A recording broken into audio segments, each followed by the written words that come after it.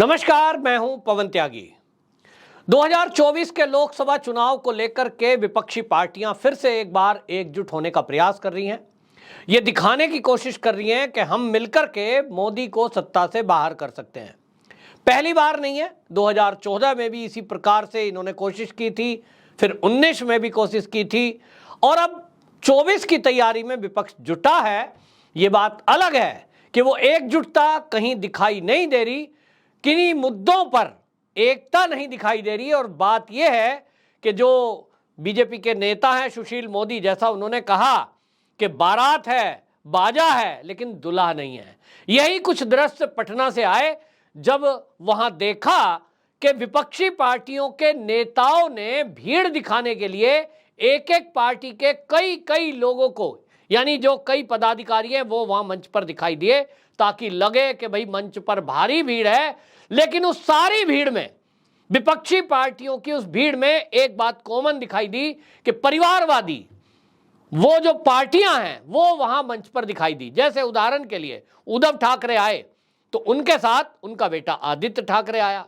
ममता बनर्जी वहां उपस्थित थी तो उनका भतीजा अभिषेक बनर्जी उनके साथ था। लालू प्रसाद यादव दिखाई दे रहे हैं तो उनके साथ तेजस्वी यादव दिखाई दे रहे हैं। इसी तरह से अरविंद केजरीवाल, जो कि एकला चलो की पार्टी है और अरविंद केजरीवाल पार्टी के सर्वे सर्वा हैं, उनके साथ में राघव चड्ढा आए तो भाई पंजाब के भगवंत मान जो सीएम है वो वहां दिखाई दिए, संजय सिंह दिखाई दिए। अब सवाल यह है कि भैया एक पार्टी विपक्षी पार्टी है, उसका एक अरविंद केजरीवाल जी आ जाते तो ये कुल मिलाकर के दिखाई दे रहा है कि एक भीड़ दिखाने की कोशिश की गई ताकि लगे कि भाई इतनी पार्टी जुट गई हैं। हालांकि 15 पार्टियां वहां जुटी, जिसमें साफ साफ दिखाई दिया कि बिहार में कई जगह आम आदमी पार्टी ने जो पोस्टर लगाए उसमें नीतीश का अपमान कर दिया और नीतीश को पलटू राम तक कहा गया। इस तरह की चीजें सामने आई तो कुल मिलाकर के जो मीटिंग है उसका एंड जब हुआ तो प्रेस कॉन्फ्रेंस में आम आदमी पार्टी तो शामिल ही नहीं हुई। उनका कहना है कि कांग्रेस को अपना स्टैंड क्लियर करना पड़ेगा, अध्यादेश को लेकर के जो सपोर्ट हमें चाहिए वो नहीं देंगे तो हम इनकी किसी मीटिंग में शामिल नहीं होंगे। दूसरी तरफ प्रधानमंत्री का चेहरा कौन होगा, इसको लेकर के भी कोई बात नहीं बनी है। और अब तो एक चेहरा और शामिल हो गया है जिनका नाम है लालू प्रसाद यादव। लालू प्रसाद यादव की उम्मीदें जग गई हैं, उनको थोड़ा ताकत आ गई है, उनका ऑपरेशन हो गया है तो वो कह रहे हैं कि अब मैं फिट हो गया हूं और अब मैं मोदी को भी फिट कर दूंगा। अभी तक माना जा रहा था लालू प्रसाद यादव काफी बीमार हैं तो भैया वो सामने नहीं आएंगे, लेकिन वो भी सामने आए मीडिया के और उन्होंने बोला कि अब मैं फिट हूं और अब मैं बारात में चलने के लिए भी तैयार हूं। वो राहुल गांधी को कह रहे हैं कि भाई अब तुम शादी कर लो और राजनीति में मोदी को हराने के लिए अब हम आ गए हैं। वहीं शरद पवार दिखाई दिए जो अपने दल बल के साथ आए थे, अब तो उद्धव ठाकरे उनके दल बल में केवल एक सहयोगी रह गए हैं। पार्टी टूट चुकी है, सिंबल छिन चुका है, तो बेटे बापू आए दोनों, उनके साथ संजय राउत भी आए। तो ये विपक्षी पार्टियां जुटी, लेकिन रिजल्ट इसका कोई नहीं आया और इसलिए ये तय किया कि भाई अगली मीटिंग फिर करेंगे, प्रधानमंत्री चेहरा फिर तय करेंगे तो अगली मीटिंग 12 जुलाई को हिमाचल प्रदेश में करेंगे जहां कांग्रेस का शासन है। यानी एक बार नीतीश कुमार के बुलाने पर आ गए राहुल गांधी और मल्लिकार्जुन खड़गे और केसी वेणुगोपाल जो आए, वो भी एक पार्टी से 3-3, वो इसीलिए आए कि अगर ये नहीं आएंगे तो जरा मैसेज गलत जाएगा कि देखिए भाई कांग्रेस विपक्षी पार्टियों से अलग है। लेकिन जो सूत्र हैं और जो हमने देखा भी है कि कांग्रेस अब ये दिखाएगी कि भैया असली फैसला तो हिमाचल में होगा, जब मंच भी हमारा होगा, लंच भी हमारा होगा और नेता भी हमारा होगा, तब वहां एक योजनाबद्ध तरीके से राहुल गांधी को लॉन्च किया जाएगा। और यह सब योजना बनाई है कांग्रेस ने कि जब हिमाचल में 12 जुलाई को जो बैठक होगी विपक्षी पार्टियों की, वहां अधिकांश पार्टियों के मुंह से यह कहलवा दिया जाएगा कि राहुल गांधी ही हमारे नेता होंगे जो प्रधानमंत्री चेहरा बनकर 2024 के लोकसभा चुनाव में मोदी का मुकाबला करने की ताकत रखते हैं। ये योजना बनाई है और इनको लगा कि ये पटना में नहीं हो सकता था, क्योंकि पटना में जो विपक्षी पार्टियों के नेता जुड़े थे उसमें कई लोग ऐसे थे जो अभी जुड़ना बाकी है, या यूं कहें जिनको एक मंच पर लाना संभव नहीं हुआ है। और इसलिए इनको उम्मीद है कि जो कांग्रेस के आह्वान पर मीटिंग होगी, ये तो जो है नीतीश बाबू ने बुलाई थी, तो इनको लग रहा है कि यहां नीतीश के बिहार में खड़े होकर यह कहना कि नीतीश बाबू तुम पीएम नहीं बन सकते तो मामला गड़बड़ हो सकता है, और इसलिए प्लेटफॉर्म अपना होगा तो कांग्रेस अपने हिसाब से गोटियां फिट करेगी और तब तक वो विपक्षी पार्टियों के नेताओं को साधने की कोशिश करेगी। हालांकि आम आदमी पार्टी खुलकर के कांग्रेस के विरोध में उतर गई है। उसने जिस तरह का वक्तव्य दिया है, जिस तरह से प्रेस कॉन्फ्रेंस छोड़ के भाग गए हैं, तो ये सब दिखाई दे रहा है कि मामला तो ठीक नहीं है। अब यहां प्रधानमंत्री कौन होगा, इसको लेकर के अभी चर्चा विचार विमर्श चल ही रहा है, अभी तय नहीं हुआ है, और इसीलिए बैठक बिना नतीजा रही। इसकी उम्मीद थी, हम तो पहले से कह रहे हैं, मैंने पहले भी वीडियो की है जिसमें मैंने बताया है कि ये जो विपक्षी पार्टियां हैं ये तो एकजुट अभी जो हो रही हैं, इनको प्रधानमंत्री का तो पता है कि 2024 के लोकसभा चुनाव का रिजल्ट क्या होगा, ये जानते हैं कि मोदी जी ही सत्ता में आएंगे, तो फिर इकट्ठे क्यों होना, इसका क्या नतीजा होगा। ये केवल ये चाहते हैं कि अपना दबदबा ऐसा बना के रखो कि किसी एक को अगर जेल जाना पड़े तो बाकी सब दल सड़कों पे आ जाएं, बाकी सब मिलकर के संसद में हल्ला करें।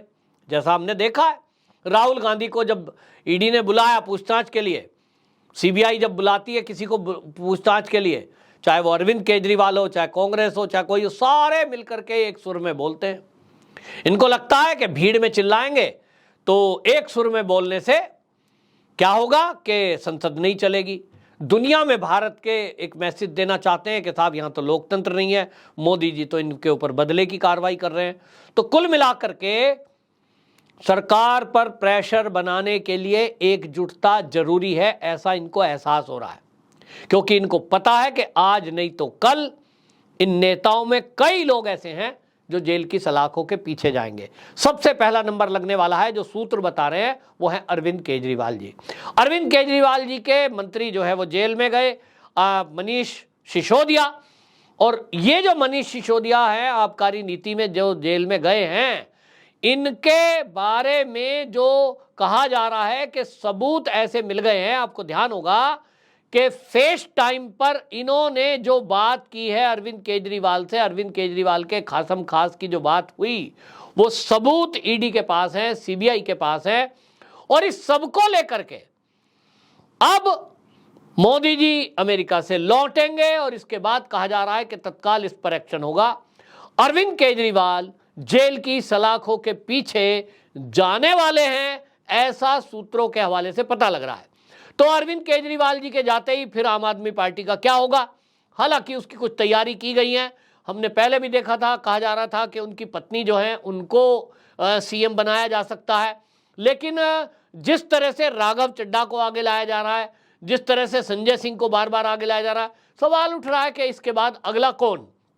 लेकिन इतना तो तय है कि इस विपक्षी पार्टियों में आप देखिए कि अरविंद केजरीवाल, उनके ऊपर तलवार लटकी हुई है, आज नहीं तो कल जेल जाने वाले हैं, और जैसा मैंने कहा सूत्र बता रहे हैं कि अगले आने वाले सप्ताह में ये किसी भी दिन गिरफ्तारी हो सकती है। इसी तरह ममता बनर्जी का भतीजा वो फंसे हुए हैं, उनकी पत्नी का भी नाम है, शेल कंपनी के जरिए विदेशों में जिस तरह से पैसे का ट्रांजैक्शन हुआ है, नियमों को ताक पे रखकर निश्चित जानिए जेल की सलाखों के पीछे ममता बनर्जी के मंत्री पहले से ही जेल में बंद है, और अभी कई घोटालों का और सुनवाई होनी है। इसी तरह मैंने बताया उद्धव ठाकरे और आदित्य ठाकरे, संजय राउत पहले ही जमानत पर है।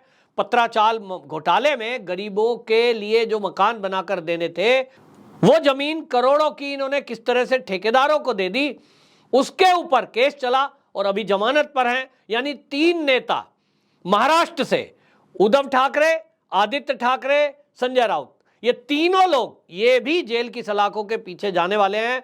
अब जिस दिन जांच शुरू होगी, पूछताछ होगी, इनसे पूछा जाएगा, क्योंकि कोविड सेंटर का जो घोटाला हुआ है महाराष्ट्र में कोविड के टाइम पे, उसमें सीधा सीधा नाम आदित्य ठाकरे का और उद्धव ठाकरे और संजय राउत का आ रहा है। यानी पत्राचाल वाला मामला अलग है, लेकिन ये एक घोटाला जो है ये ताजा खुला है, और इसमें सीधे सीधे जो बीएमसी का घोटाला था उसमें कहा जा रहा है कि ये इनके निकट सहयोगी थे, जिन्हों को नियमों को ताक पे रखकर टेंडर दिया गया। अब इसमें देखते हैं कौन फंसता है। अगर अधिकारियों को ये जो दिया गया, ये कोई फ़ोन कॉल, फ़ोन रिकॉर्ड जैसा हमने दिल्ली में देखा, ये कितना भी कोई तेज बन ले, लेकिन उसके बावजूद भी एजेंसियों ने इनके आईफोन को रिट्रीव कर लिया और कैसी कैसी व्हाट्सएप चैट रिसीव कर ली। सारा कच्चा चिट्ठा खुल गया। शराब घोटाले में 140 के करीब फ़ोन तोड़कर फेंक दिए गए, जला दिए गए।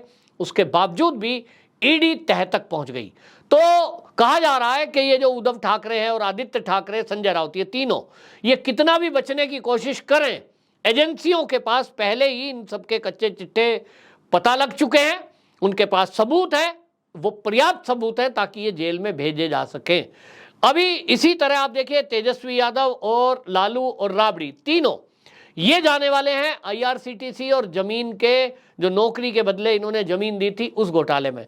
कुल मिलाकर के ये जो सब है, ये एकजुट हुए, लेकिन एकजुट होने के बावजूद भी पीएम चेहरा डिक्लेयर नहीं कर पाए, क्योंकि इनको लगा कि पीएम चेहरा डिक्लेयर करते ही बाकी दल बिदक जाएंगे और इसलिए इस मामले को ऐसे ही चलाते रहो। खबरें आ रही हैं कि हिमाचल में होने वाली बैठक में राहुल गांधी को लॉन्च किया जाएगा और तब तक देखते हैं क्या फार्मूला बनता है। हालांकि इसमें कई चेहरे अलग अलग अपने आप को प्रधानमंत्री पद का दावेदार घोषित कर रहे हैं, लेकिन इसी बीच सत्यपाल मलिक सामने आए और सत्यपाल मलिक ने एक महापंचायत हुई किसानों की रोहतक में, और वहां उन्होंने कह दिया कि जो विपक्षी पार्टियां मीटिंग कर रही हैं, इनके पास 10 सीएम चेहरे हैं, लेकिन पीएम चेहरा तो मैं ही हूं।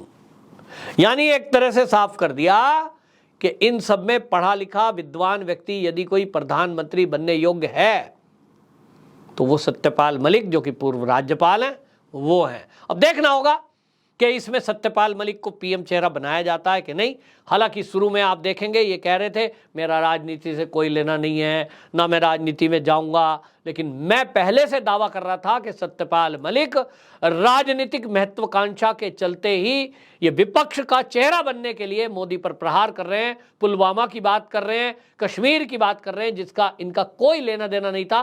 केवल ये विपक्ष को और जॉर्ज सोरोस को, जो कि फंडिंग करने वाला है मोदी विरोध में, उनको ये जताना चाह रहे हैं कि मैं भी मोदी को गाली देने वालों में सबसे आगे हूं, क्योंकि यहां तो फंडिंग जॉर्ज सोरोस उसी की करता है जो मोदी पर प्रहार करता है। तो सत्यपाल मलिक पीएम चेहरा बनने की ख्वाहिश लेकर मैदान में आ चुके हैं।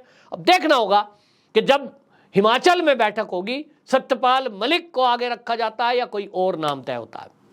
वंदे मातरम।